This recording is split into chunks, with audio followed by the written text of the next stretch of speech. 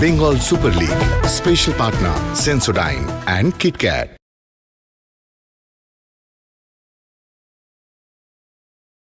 Bengal super লিগের প্রথম সেমিফাইনালের প্রথম লেগ ইস্ট বেঙ্গল মাঠ থেকে আপনাদের স্বাগত।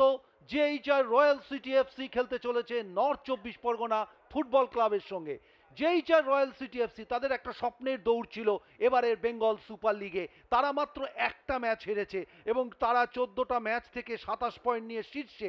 অপরদিকে নর্থ 24 পরগনা ফুটবল ক্লাব লড়াই করতে করতে করতে শেষ পর্যন্ত তারা কিন্তু গত ম্যাচে তারা জয় তুলে নিয়ে তারা সেমিফাইনালে এসছে। সুতরাং আজকে কিন্তু একটা অন্য বিকেল, অন্য মুহূর্ত, অন্য পরিবেশ। আজকে কিন্তু লড়াইটা সম্পূর্ণ অন্য রকম লড়াই হবে। গ্রুপে কি হয়েছে সেটা কিন্তু আজ বিবেচ্য নয়।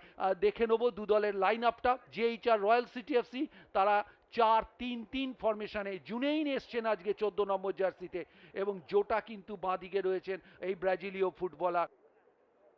নর্থ 24 পরগনা ফুটবল ক্লাব ঘাত প্রতিঘাত লড়াই করতে করতে আউট হয়ে যাওয়া হতে হতে অবস্থা থেকে দলে এসছে, তারা সেমিফাইনালে এসছে। সুরজ গোলে রয়েছেন, তাদের কিন্তু আজ অ্যাড্রিকো জার্সি নাম্বার 57 তার দিকে কিন্তু নজর থাকবে। 4-2-3-1 এই ফরমেশনে তারা দল সাজিয়েছে।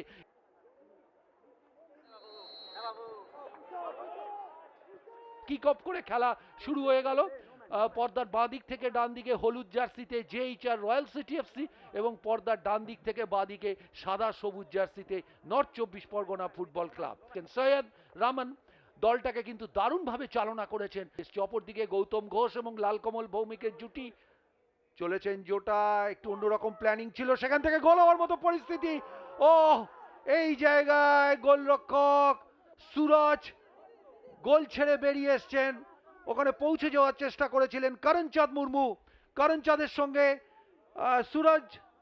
সুরজের একটা সংঘর্ষ হয়েছে। সুরজ আলী গোলরক্ষক, একটা ডিফ্লেকশন ছিল হিউম্যান ওয়ালে, সেই ডিফ্লেকশন থেকে ওখানে কিন্তু বলটা বাড়িয়ে দিয়েছিলেন কিসকু এবং তারপর করণচাঁদ মুর্মু বলের জন্য গিয়েছিলেন। দেখুন ডিফ্লেকশন থেকে বলটা যখন দিচ্ছেন ওই জায়গায় অঙ্কন একটু পরাস্ত হয়েছিলেন এবং ঠিক সময় অসাধারণ ক্ষিপ্রতায় সুরজ আলী কিন্তু গোল ছেড়ে বেরিয়ে এসে অবধারিত পতন রোধ করলেন করণচাঁদ মুর্মু। সেখান থেকে আবার ডান দিক থেকে ইরফান চলে এসছেন। করণচাঁদ সেন্টার করেছেন, ও এক্ষেত্রে একটু ফলস হয়ে গেছিলেন, একটু ড্রপটা অ্যালাউ করে ফেলেছিলেন। সুরজের সামনে একটুখানি দৃষ্টিভ্রম হয়েছিল, সামনে একজন খেলোয়াড় কাট করে বেরিয়ে যাওয়াতে। দিকে আক্রমণ বাদিকে খানিকটা স্পেস রয়েছে, সেইটাকে কাজে লাগাবার চেষ্টায় ফরওয়ার্ড বল, এই বলটা কি ধরতে পারবেন না। এক্ষেত্রে আবার সুরজ গোল ছেড়ে বেরিয়ে এসে পরিস্থিতি সামাল দিলেন। তবে আমি বলবো এই জায়গায় বলটা ডিফ্লেক্ট হয়ে কর্নার হয়েছে ঠিক কথা, কিন্তু বলটা যদি কোনোভাবে অন্যদিকে গতি পেয়ে যেত গোলের দিকে তাহলে কিন্তু বিপদ তৈরি হতে পারত। সাজন ফার পোস্টের দিকে বল গেছে, ওখানে কিন্তু হেড আসছে। ও তন্ময় হেড করলেন, বলটা কিন্তু এখনো বিপদ কাটেনি। জোটা খুব বুদ্ধিদীপ্ত ভাবে ফার পোস্টের দিকে বলটাকে লুপ করে দিয়েছিলেন একটা, কিন্তু পাওয়ার ছিল না, এক্ষেত্রে প্লেস করতে চেয়েছিলেন। তারও ভুল জায়গা দিয়ে ঘুরতে গেলেন, বলের নিয়ন্ত্রণ হারালেন এবং সেক্ষেত্রে আক্রমণ বিল্ড আপ হচ্ছে এবার জেএইচআরের। আদিল বল দিয়েছেন টপ বক্সের বাইরে থেকে শট, ও অসাধারণ ক্ষিপ্রতায় এখনো কিন্তু ওদিকে সহকারী রেফারির পতাকা উঠেছে, ওখানে অফসাইড দেওয়া হয়েছে। দারুণ একটা শট। জুনেইন কে আজকে ইন্টারস্টেট ফুটবলার, আজকে প্রথম শুরু করেছেন, ডান পায়ে ইনস্টেপে শটটা রেখেছিলেন কারণ অনেক খেলোয়াড় ছিলেন। আবার সেই আয়দারা একটা লুজ বল পেয়ে গেছিলেন এবং সেখান থেকে আয়দারা শটটা নিলেন বটে, অনেকটা সময়ও পেয়েছিলেন। সাজন বাদিকে, ওখানে আমির নাইম লে অফ রেখেছেন, গোল হতে পারে, এক্ষেত্রে গোল হলো না। ও অসাধারণ একটা সুযোগ এসে গিয়েছিল, দারুণ এই জায়গায় দারুণ ভাবে কিন্তু সেভ করলেন অঙ্কন ভট্টাচার্যরা। ওখান থেকে আমিলের একটা লে অফ ছিল এবং সেখান থেকে জুনেইন একটা প্লেস করেছিলেন। জুনেইনের প্লেসটা কিন্তু সুরজ প্রথমে বাঁচায়, আমরা আরেকবার দেখি। দেখুন জুনেইনের টাচ, সুরজ বাঁচায় এবং তারপর ওখানে কিন্তু সালমান চলে এসেছিলেন, কিন্তু সালমান গোলের মধ্যে রাখতে পারেনি। চমৎকারভাবে ওখানে অঙ্কন তাকে বাধা দিয়েছেন স্লাইড করে। আক্রমণের তারক ওখানে কিন্তু বল পাবেন, কারণ হেডে বলটা গেছে, বাদিক থেকে আক্রমণে আসছে। অসাধারণ কুন্তল, এবং কুন্তল পাখিরা দুজন খেলোয়াড়কে কাটাবার পর করণচাঁদ মুর্মু তাকে ট্রিপ করেছেন। রেফারি সুরজিৎ দাস পেনাল্টি স্পটের দিকে ইঙ্গিত করেছেন, অর্থাৎ কুন্তল এই মুহূর্তে দলের সামনে গোল করার একটা সুযোগ এনে দিলেন। পেনাল্টি মারার সময় হাতে লেগেছিল, কিন্তু তারপরও গোল। পাওয়ার জেনারেট করেছেন ভালো, হাতে লেগে বলটা কিন্তু গোলে ঢুকেছে। এক্ষেত্রে সৌরভ একটা চেষ্টা করেছিলেন, অর্থাৎ 1-0 গোলে এগিয়ে গেল উত্তর 24 পরগনা ফুটবল ক্লাব। পেনাল্টি থেকে গোল করলেন, আইদারার করা গোলে 1-0 গোলে এগিয়ে গেল।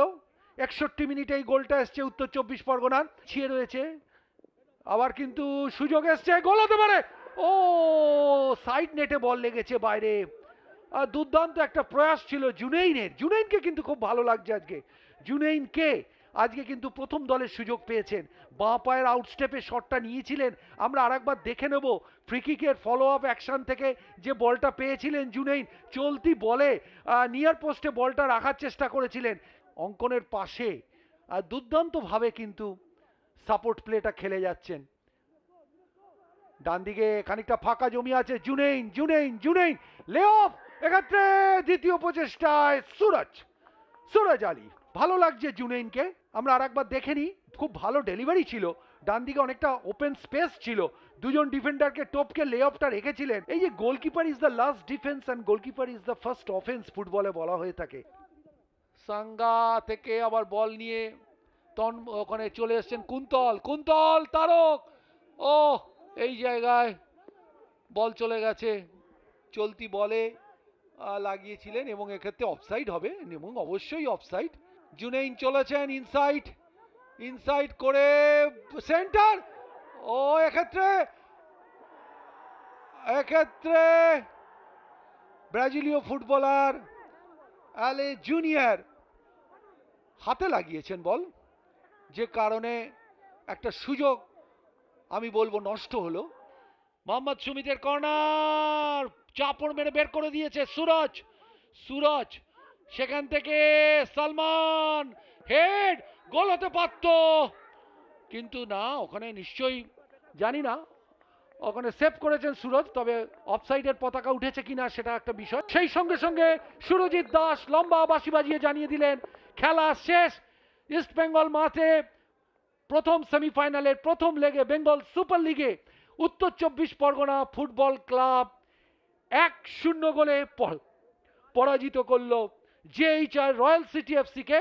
সেকেন্ড লেগ এখনো বাকি আছে কল্যাণীতে আগামী 30 তারিখ। সেখানে ফাইনালে যেতে গেলে 2 গোল করতে হবে ওই JHI royal city এফসিকে।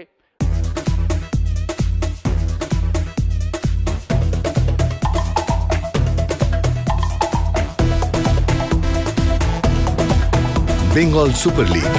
Special partner Sensodyne and KitKat.